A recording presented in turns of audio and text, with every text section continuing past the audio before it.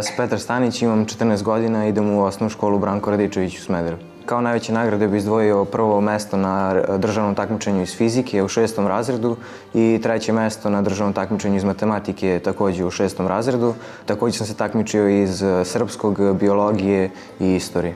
Petar je na prvom mestu izuzetno dobar čovjek, potiče iz divne porodice, lepo vaspitan, dete koje ima empatiju prema svojim drugarima, koji želi da pomogne, koji zna da podeli uvek dobro i da se nađe u nekim teškim situacijama. Petar je jedno radoznalo i disciplinovano dete, pre svega. Ali ono što njega nekako posebno izdvaja jeste ta širina, odnosno širok spektar znanja koje on želi da ima od matematike i fizike do društvenih nauka, pa ove godine je učestvovao i u jednom fudbalskom turniru za školu, a ako se dobro sećam i u 5. razredu je osvojio nagradu na likovnom konkursu.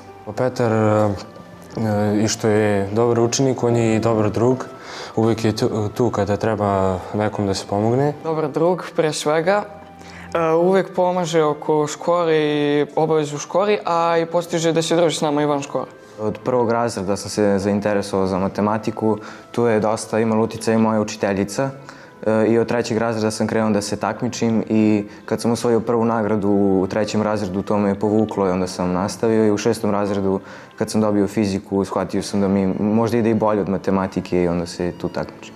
Volim sport, trenirao sam fudbal, ali nisam mogao da postignem zbog škole i svih obaveza, ali volim da igram sa drugarima i volim da crtam u slobodno vreme i nekad i da pročitam neku knjigu i tako. Želja mi je da upišem matematičku gimnaziju u Beogradu.